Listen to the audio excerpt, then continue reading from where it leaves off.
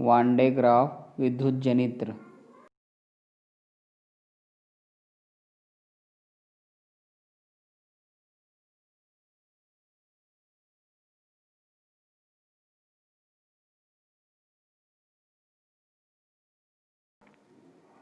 One day graph निम्न सिद्धांत पर कार्य करती है।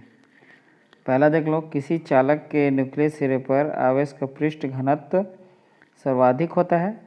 जब वायु के संपर्क में आती है तो वह धन आवेशित हो जाती है और न्यूक्लियस सिरे से प्रतिकर्षित होकर दूर हटती है, जिसे हम लोग वैद्युत पवन कहते हैं।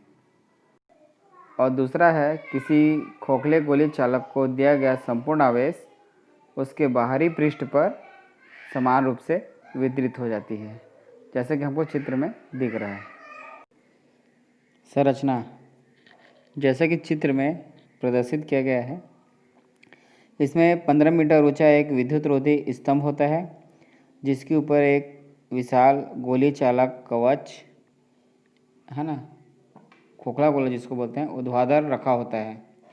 इस गोली कवच की त्रिज्या कुछ मीटरों में होती है। इनमें 2 घिरनियाँ होती हैं और इनमें एक घिरनी गोली कवच के केंद्र पर तथा दूसरी घिरनी फर्श के पास स्थित होती है। दोनों घिरनियों से होकर विद्युत रोधी जैसे बेल्ट, रेशम आदि का बना पतला पट्टा गुजरता है। मोटर एम के द्वारा नीचे की घिरनी को नियत एवं तीव्र गति से घुमाया जाता है। C1 और C2 धातु की 2 कंघियाँ होती हैं। C1 को स्प्रे कंघी तथा C2 को संग्राहक कंघी कहते हैं। दोनों कंघियों के सिरे अत्यंत नुकीले होते हैं। कंघी C1 का संबंध उच्च तनाव स्रोत जैसे बैटरी के धन सिरे से तथा कंघी C2 का संबंध गोली कवच से होता है। गोली कवच से आवेश के क्षरण को रोकने के लिए पूरे उपकरण को लोहे की टंकी में बंद कर देते हैं। इस टंकी के अंदर 10 से 15 वायुमंडलीय दाब पर वायु या फ्रियॉन गैस भरी होती है। लोहे की टंकी को पृथक्कृत कर दिया जाता है, अर्थात अर्थिंग, पृथ्वी में इसका अर्थिंग डाल दिया जाता है। इसकी कार्यविधि को समझने के लिए एक एनिमेशन का प्रयोग करते हैं। तो आइए देखते हैं एनिमेशन। देखिए, इस एनिमेशन में एक वान डे ग्राफ का चित्र नज़र आ रहा है। इसके वैज्ञानिक के नाम है रॉबर्ट जे वान डे ग्राफ। इसमें हम जानते हैं कि कोई भी खोखले गोले को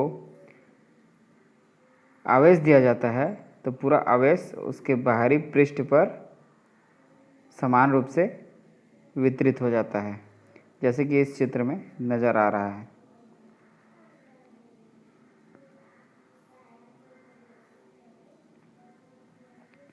देखिए, ये बेल्ट है, रबड़, रेशम, किसी का भी हो सकता है। इसमें 2 घिरनी लगी हुई हैं। देखो, एक घिरनी मोटर से जुड़ी हुई है और एक घिरनी ऊपर पे है जो बेल्ट को घुमाने का कार्य करते हैं। और इसके बाहर गोली कवच है और 2 कंघी, एक कंघी बैटरी से जुड़ी हुई है जिसको हम लोग फुहार कंघी बोलते हैं या स्प्रे कंघी बोलते हैं। इसका संबंध बैटरी से, हाई वोल्टेज बैटरी से कर दिया गया है। और एक है संग्राहक कंघी, जिसको कलेक्शन कंघी भी कहते हैं। यहाँ पे अब देखिए, ये मोटर से जुड़ी हुई घिरनी है। मोटर को जैसे ऑन किया जाता है और इसको आवेश दिया जाता है तो यह आवेश दिया जाता है धन आवेश। अब ये धन आवेश इस फुहार कंघी से निकलकर बेल्ट में चिपक जाती हैं और बेल्ट में चिपकने के बाद ये ऊपर की ओर चलती हैं और ऊपर ये संग्राहक कंघी द्वारा संग्रहित कर ली जाती हैं, कलेक्ट कर ली जाती हैं और यह गोली कवच को दे दिया जाता है।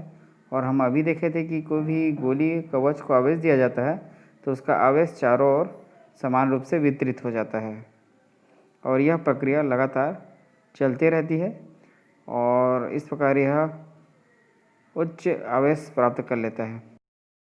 इस जनित्र की सहायता से पृथ्वी के सापेक्ष गोली कवच के बीच विभवांतर को 6 अथवा 8 मिलियन वोल्ट तक बनाया जा सकता है। ठीक है, अब देखते हैं इसका उपयोग।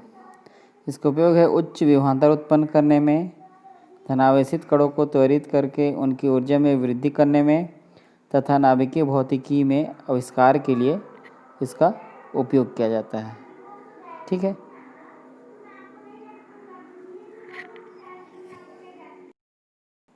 दोष। पहला, आकार में बड़ा होने के कारण इसका उपयोग असुविधाजनक होता है। दूसरा, उच्च विभवांतर होने के कारण इसका उपयोग खतरनाक होता है।